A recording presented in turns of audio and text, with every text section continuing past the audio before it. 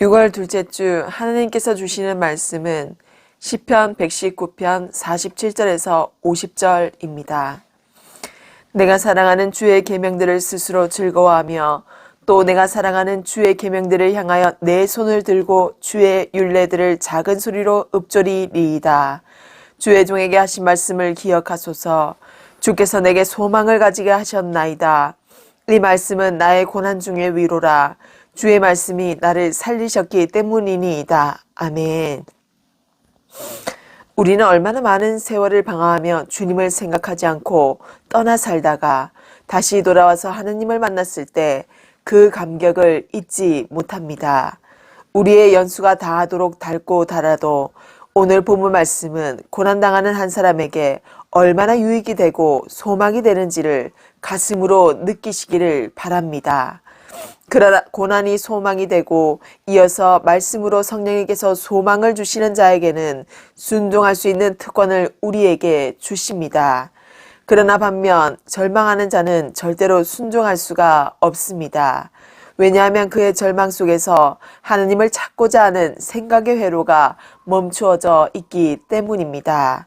여호와께서 소망한 그 말씀을 기억해 주시라고 기도하고 또 기억해야 합니다. 주의 말씀, 약속이 있다면 고난 중에라도 즐거워할 수 있습니다. 소망 중에 즐거워하며 환난 중에 참으며 기도에 항상 힘쓰는 모습이야말로 성도의 아름다운 모습이 될 것입니다. 말을 잃게 만드는 고난을 상처를 동반하기도 하고 그 후유증으로 트라우마의 고통을 겪게 되기도 합니다. 우리 대부분은 누구나가 트라우마를 경험했을 법합니다. 요즘 시대에 상처를 앓고 사는 사람들이 급상승하고 있는 추세에 있기 때문입니다. 삶에서 정신적인 영역과 신경적인 영역이 우리 사회에 만연해져 있기에 고통을 안고 사는 사람들이 상담을 받으러 가기도 하고 슬픔을 해소할 방법이 없어서 스스로 목숨을 끊는 경우도 많이 있습니다. 우리의 소망이 고난을 통해서 얻게 되는 유익한 자원들이 다시 재생된다면 트라우마에 대한 상세한 이야기들을 풀어서 논하고자 합니다. 드라마 가운데서도 그리스도 닮음을 실천하는 첫 번째 주제가 있는데 그 첫 번째는 침묵입니다. 침묵은 고통이 표현되는 일반적인 형태 중 하나입니다. 드라마를 경험하는 사람들의 일반적인 첫 반응 중 하나는 말을 잃는 것입니다. 우리는 극심한 고통 중에 할 말을 잃습니다. 갑작스러운 가족의 죽음과 사고, 예기치 못한 불치병의 진단, 극단적인 폭력, 학대 및 방임, 성폭행, 집단 따돌림 등의 트라우마 사건을 당하게 되면 많은 사람은 고난 감당할 수 없는 충격에 압도되어 심리적 기능이 마비되어 버리곤 합니다. 고난을 통해서 우리는 도대체 무슨 일이 일어날 것인지 이해할 수 없고 이해하고 싶지도 않아 합니다. 모든 것이 다 거짓말 같고 무슨 말을 어떻게 해야 할지 모릅니다. 고난 앞에서 우리는 어떤 말도 할 수 없고 어떤 말도 위로가 되지 않습니다. 그래서 어떤 학자는 트라우마를 말로 표현할 수 없는 비극이라고 묘사합니다. 트라우마는 어떤 말로도 설명이 안 되고 어떤 논리로도 이해가 되지 않는 고통이라는 것입니다. 한 가정에 3살 된 자녀가 있었습니다. 그 자녀는 어린이집 활동 중에 큰 사고를 당했습니다. 횡단보도를 건너는 상황에서 운전자와 담당 교사의 부주의로 아이가 SUV 차량 바퀴에 깔리게 된 것입니다. 어린아이는 내부 기관의 손상은 물론 머리뼈와 골반이 부러져 수개월 동안 앉아 있을 수조차 없었습니다. 외상으로 소변이 나오지 않아 소변을 볼 때마다 울며 비명을 질렀습니다. 언어와 사고 기능도 전부 다 떨어졌습니다. 회복되는 과정에서 시시때때로 나타나는 신체적 증상들로 온갖 검사와 조치를 받은 아이는 두려움과 아픔에 지칠 대로 지쳤습니다. 흰 가운을 입은 의사가 병실에 들어오기만 해도 아이는 악악 소리를 지르며 두려워했습니다. 이 모든 과정을 지켜보며 아무것도 할 수 없었던 부모는 마음이 무너져 내렸습니다. 이제 막 걸음마를 떼고 뛰어다니기 시작한 어린아이에게 도대체 왜 이런 고통이 임해야 했는지 그들은 도무지 이해할 수 없었습니다. 이런 고통 가운데 우리는 하나님께 하나님 왜 도와주지 않으셨나요? 왜 지켜주지 않으셨나요? 라고 질문합니다. 그럴 때면 마치 하나님이 우리의 고통을 돌아보지 않으시는 것 같고 버리신 것 같습니다. 그런 상황 속에서 하나님이 침묵하고 계시는 것 같아 분노하는 사람들도 있습니다. 어떤 사람은 하나님은 없다고까지 생각하곤 합니다. 드라마와 같은 고난 속에서 우리는 종종 하나님이 아무 말씀도 하지 않으신다고 느낍니다. 고통의 현실 가운데 많은 사람은 하나님의 침묵을 경험한다고 합니다. 하나님의 침묵에 답답해하며 하나님의 부재를 경험한다고 합니다. 하나님이 느껴지지 않는다고 합니다. 그러나 고난 가운데 하나님의 침묵은 하나님의 부재가 아닙니다. 하나님은 단 한순간도 우리를 떠나지 않으시고 우리를 향한 당신의 구원 역사를 포기하지 않으십니다. 오히려 하나님은 그리스도의 십자가를 통해 우리에게 어떤 말보다 더 강력한 메시지를 선포해 주십니다. 많은 사람이 십자가 위에서 남기신 그리스도의 말씀에 주목합니다. 그래서 상대적으로 그분의 침묵에 대해서는 관심을 두지 않는 것 같습니다. 성경의 기록에 의하면 예수님은 약 6시간 동안 고통 가운데 십자가 위에 계셨습니다. 주님이 7문장을 말씀하시는데 얼마나 시간이 필요했을까요? 많은 시간이 필요하지 않았을 것입니다. 3, 4분이면 예수님이 충분히 7문장을 다 말씀하실 수 있었을 것입니다. 그렇다면 그 외 나머지 긴 시간 동안 예수님은 어떤 모습을 보이셨을까요? 나머지 긴 시간 동안 예수님은 십자가에 달려 털 깎는 자 앞에 있는 양같이 침묵 속에 고통받고 계셨습니다. 십자가 위에서 그리스도가 보이신 것은 가장 분명한 모습 중 하나는 말없이 고통을 당하는 것이었습니다. 그리스도는 살이 찢기고 피 흘리며 목과 창과 가시가 몸에 박히는 고통을 온전히 경험하고 계셨습니다. 죄가 전혀 없으시고 온전하신 하나님의 아들 예수님이 십자가 위에서 멸시당하셨고 버림받으셨고 온 인류의 죄를 지고 저주받으셨습니다. 그리스도의 십자가 고난은 결코 낭만적인 거나 영웅적인 것이 아니었습니다. 그것은 매우 실제적이고 끔찍한 고통이었습니다. 그 급심한 고통에 직면하면서 그리스도는 많은 말씀을 하시기보다 침묵하심으로 십자가의 고통을 온몸으로 담아내고 계셨습니다. 이에 목회신학자 존 스윈톤은 십자가에서 보이신 그리스도의 침묵은 말로 담을 수 없는 고통의 실제를 표현하고 있다고 말합니다. 예수 그리스도가 경험하신 십자가 고통은 우리를 향한 측량할 수 없는 사랑의 인생인 동시에 그분 역시 땀이 핏방울처럼 되기까지 간절하게 기도하며 피하고 싶으셨던 고난의 잔이었습니다.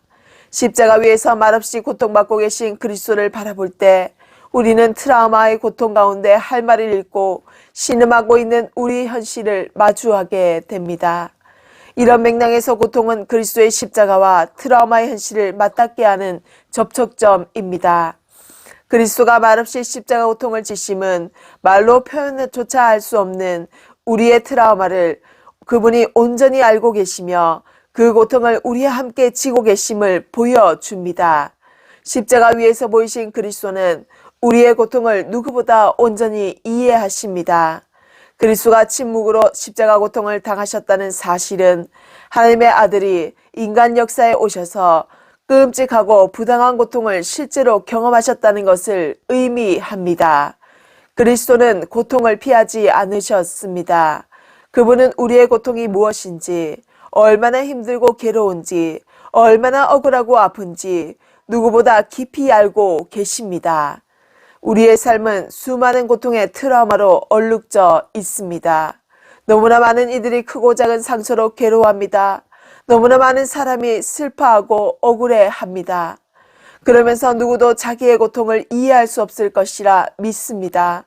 자기 스스로도 이해하고 싶지 않은 일들이기에 누구도 이 고통을 알지 못할 것이라 생각하며 외로워합니다. 실제로 어떤 사람이 우리의 고통을 온전히 이해할 수 있겠습니까? 그러나 하나님은 알고 계십니다. 우리가 고통 가운데 아무 말도 하지 못하고 신음하고 있을 때 그분은 우리의 모든 생각과 마음, 모든 아픔과 슬픔을 다 알고 계십니다. 삼위 하나님은 성자 그리스도의 십자가 고난을 통하여 트라우마 경험자들의 고통과 아픔을 온전히 이해하십니다. 심지어 그분은 우리가 알지 못하는 크고 은밀한 일까지 알고 계십니다.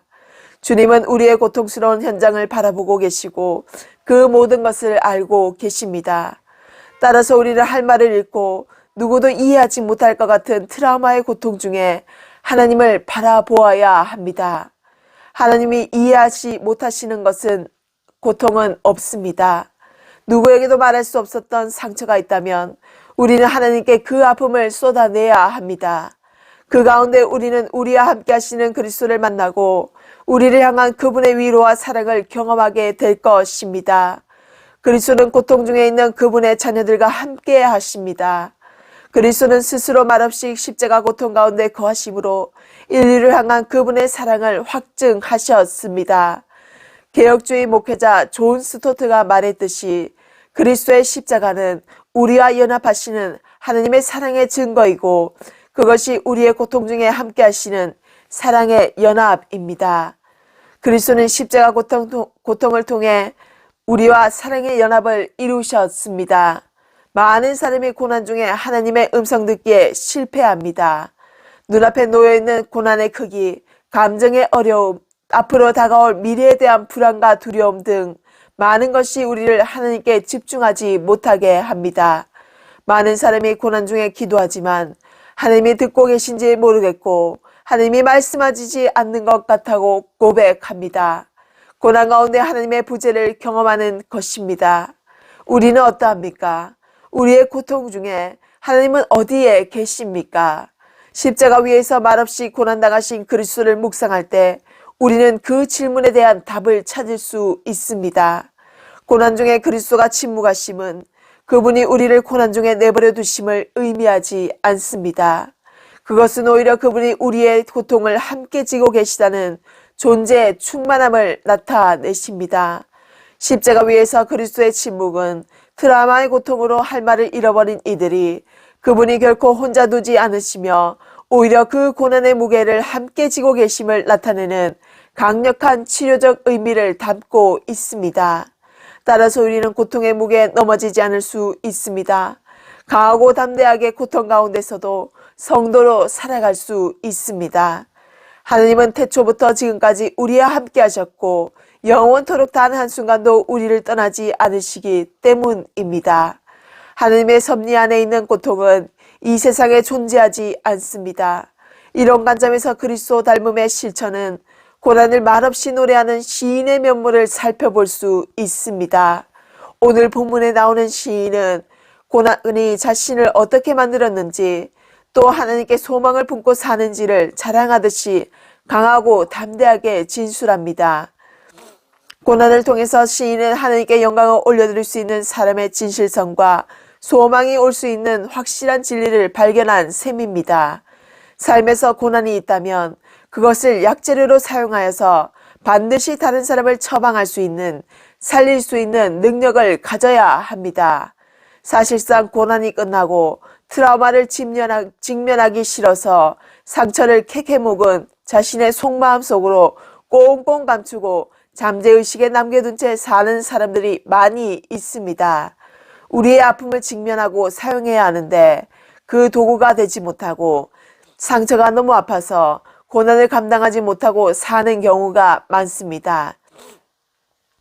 그렇게 하면 하나님을 만날 수 없습니다. 평생 그렇게 감춘 채로 살다가 노년에 아무런 노동도 활동도 할 수가 없을 때 꽁꽁 숨겨두었던 고난이 찾아옵니다. 그때는 감당하기가 너무 힘들 것입니다. 그래서 젊을 때 매도 먼저 맞는 게 더 나은 것입니다. 고난을 도구로 사용하는 것은 자신의 신념에서 결심이 왔을 때 그때가 시작인 것입니다. 내 고난이 하나님의 영광을 위하여 나와 같은 사람들을 살려야겠다는 절박한 결심이 와야 합니다. 요즘 육아 금쪽 같은 내 새끼에 나오는 한 사례를 소개하고자 합니다. 중학생 큰딸이 있는데 아버지를 일찍 여의고 나서 엄마와의 대화가 아주 불통입니다. 엄마가 하는 말은 딸의 전곡을 찌릅니다. 잘 되려고 하는 말이 엇박자를 그려냅니다. 딸은 엄마가 자신을 미워한다고 생각합니다. 그런데 이들 가족은 돌아가신 아빠에 대해서 한마디도 하지 않습니다. 후에 금쪽의 속마음을 들었을 때 아빠에게 가장 하고 싶은 말이 무엇이냐고 질문합니다. 그때 금쪽이는 아빠를 사랑하고 다음 생애가 있다면 지켜주고 싶다고 말하면서 오열을 합니다. 그저 방송으로만 보는데 느껴지는 것들이 있습니다. 나의 상처가 보입니다. 그리고 그 상처가 고난당하는 상대를 보면서 같이 느끼고 공감하고 같이 눈물을 흘리게 됩니다. 그게 바로 고난을 가진 자가 도구가 되는 내재적 관점들이 상대방의 고난을 직면했을 때 외부적으로 발산되는 카타르시스적인 정화와 치유의 효과를 가져오게 됩니다. 상대가 아파하는 것을 보았을 때 눈물을 흘리고 같은 아픔으로 그리고 앞으로 살아갈 날들이 수많은 난관들을 봉착하더라도 결국에는 소망이 될 것임을 알기에 더 하나님을 찾고 더 하나님께 저 불쌍한 영혼들을 긍휼히 여겨 살려달라고 부르짖게 되는 것입니다. 그것이 바로 우리의 상처와 십자가의 고난의 연결성을 확인하며 그분과 사랑의 연합을 경험하게 되는 것입니다. 이 실천은 구체적으로 아픔과 고통 중에 많은 말을 하기보다 침묵함으로 그리스도의 십자가와 연합하는 모습으로 나타납니다. 성경은 언어가 없고 말씀도 없고 들리는 소리도 없으나 온 땅 하나님의 음성이 통하고 세상 끝까지 하나님의 말씀이 이른다고 기록하고 있습니다. 십자가에 달리신 예수 그리스도를 볼 때 우리는 어떤 소리가 들리지 않아도 어떤 언어가 없어도 우리를 향한 그리스도의 사랑을 너무나도 분명하게 경험할 수 있습니다. 때로는 침묵이 소리보다 더 강력한 메시지를 전달합니다. 말없이 십자가를 지고 우리를 구원하기 위한 화목제물이 되신 그리스도의 삶은 우리를 향한 그분의 사랑이 결코 우리를 떠나지 않을 것이고 우리 아버지 하나님이 결코 우리를 버리지 않으실 것이라는 하나님의 음성의 확증입니다. 충격과 고통으로 어떠한 말도 할 수 없는 상황 가운데 있습니까? 거센 물살 같고 불과 같이 강렬한 고통 가운데 있습니까? 우리와 함께 계신 그리스도를 바라보십시오. 그분과 함께 있기에 우리는 거센 물결과 강한 불꽃 같은 고통 가운데서도 쓰러지지 않을 것입니다. 거센 물살과 불꽃을 견뎌낸 힘은 우리를 구원하신 그리스도를 향한 믿음입니다. 믿음으로 십자가 위에서 침묵하신 그리스도를 기억하십시오. 그 침묵 가운데 우리는 우리의 고통 중에 함께 하시는 그분, 우리의 신음을 듣고 계시는 그분, 우리를 온전히 이해하시고 우리 아픔을 함께 지시는 그분과 연합되는 은혜를 얻게 될 것입니다. 그 가운데 우리는 이 세상이 결코 줄 수 없는 하늘의 위로를 얻게 될 것입니다. 하나님의 위로하심을 전해받을 수 있도록 하나님께 내 삶을 고난 속에서 건져주셔서 고난을 통해서 얻은 소망을 받기 위해서 애통하고 하나님을 찾으시는 여러분들이 되시기를 진심으로 바라옵고 간구드립니다. 기도하겠습니다. 하나님 아버지, 우리가 아바 아버지를 찾고 또 그 부르심에 순종하기 위해서 우리의 고난의 질고들을 하나님 아버지 앞에 내려놓습니다. 그동안 고생했다고, 그동안 수고했다고 우리의 등을 토닥여 주시고 마음을 만져주시는 위로의 하나님 참 감사드립니다. 삶에 있어서 고통이 왔을 때 우리가 다른 사람을 살리는 약재료들이 되어야 하는데 우리의 고통이 너무나도 아파서 꺼내줄 수조차 없는 위기의 상황들이 참 많이 있습니다. 주님께서 에바다의 하나님이 되셔서 우리의 고통을 열어주시고 꺼내주시옵소서. 우리의 고통이 반드시 사용될 것이라는 확신의 믿음으로 우리 마음속에 꽉꽉 채워 넣어 주시옵소서. 주의 사람이 되어서 완전히 거듭남의 삶을 살아서 선하신 하나님의 언약을 지키고 순종하는 자들이 다 되게 하여 주시옵소서. 한부모 가족, 가정폭력, 성폭력, 재혼가정 등 나와 같은 고난을 가진 자들이 마음에 빛이 지고 원통하여서 하나님 앞에서 말씀으로 무너져 내려 하나님께 빛과 소금으로 영광 돌리는 인생들이 다 되게 하여 주시옵소서. 항상 말씀하시는 주님 앞에 무릎 꿇는 이 못난 저를 때로는 다그치시고 꾸짖어 주셔서 다른 길로 가지 않게 하나님의 도로에서 정방향으로 바르게 갈 수 있게 하신 하나님께 감사드립니다. 인생을 자정하사 하잘것없이 벌레 같은 우리의 별 볼 일 없는 인생을 하나님의 자녀 삼아주신 우리 구주 예수 그리스도의 이름으로 기도드립니다. 아멘.